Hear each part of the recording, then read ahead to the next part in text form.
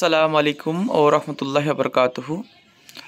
আল আমিন mission Santragachi সার্কেলে Nayabazar যেটি রয়েছে, সাঁতরাগাছি, অঙ্কুরহাটি এবং উনসানি যেখানে রয়েছে আবাসিক শিক্ষিকা, শিক্ষক ও শিক্ষক কর্মী সকলকে প্রয়োজন। এখানে লেখা আছে একাদশ ও দ্বাদশ শ্রেণীর জন্য পদার্থবিদ্যা, রসায়নবিদ্যা, গণিত ও জীববিদ্যা বিষয়ে স্নাতক ও স্নাতকোত্তর আবাসিক শিক্ষক শিক্ষিকা প্রয়োজন। তো এখানে ক্লাস 11 এবং ক্লাস 12-এর জন্য শিক্ষক শিক্ষকের প্রয়োজন এবং তাদেরকে কিন্তু আবাসিক থাকতে হবে। রিপিট করছি, কোন কোন বিষয়ে? পদার্থবিদ্যা, রসায়নবিদ্যা, জীববিদ্যা, স্নাতকোত্তর স্তরে গণিত বিষয়ে শিক্ষক শিক্ষিকা লাগবে। এছাড়াও যে বিষয়গুলো লাগবে, এছাড়াও লাগবে একাডেমিক কোঅর্ডিনেটর।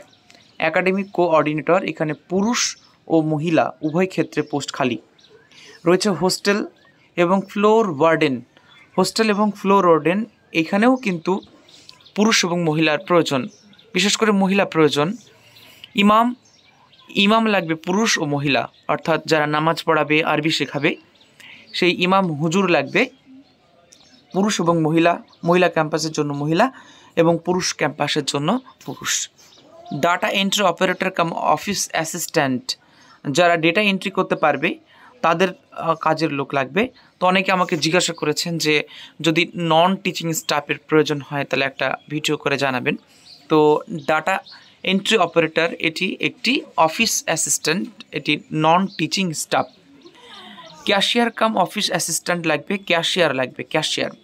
ডাইনিং এবং মেস ম্যানেজার অর্থাৎ থাকার জায়গা এবং যে ডাইনিং রয়েছে সেটা দেখাশোনা করার জন্য লোক প্রয়োজন।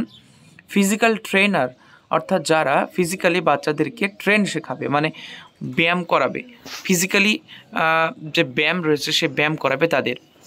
রয়েছে নার্স, পুরুষ ও মহিলা নিয়োগ করা হবে। নার্স যারা বাচ্চাদের সেবা করবে, এই নার্স লাগবে পুরুষ এবং মহিলা।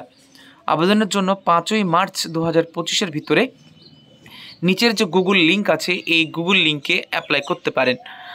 তাহলে কি করতে হবে? আপনাকে সরাসরি যা লেখা আছে একদম একটা ফোঁটাও বাদ দেওয়া যাবে না। এটা দেখে আপনাকে গুগল ক্রোমে গিয়ে এটি লিখতে হবে। যদি তা না হয় তাহলে স্ক্যান অ্যান্ড অ্যাপ্লাই, সরাসরি এইটা আপনি স্ক্যান করুন। ভালো করে দেখে নিন, এখানে ভিডিওটি পজ করে এটা স্ক্যান করে নিন। এটা স্ক্যান করে আপনারা কিন্তু অ্যাপ্লাই করতে পারেন। তো প্রশ্ন হলো এটা স্ক্যান কি করে করবেন? পূরণ করা ফর্মের ভিত্তিতে মার্চের 2য় সপ্তাহে ইন্টারভিউয়ের জন্য ডাকা হবে। এই যে স্ক্যানারটা রয়েছে এই স্ক্যানটা আপনি কি করে করবেন?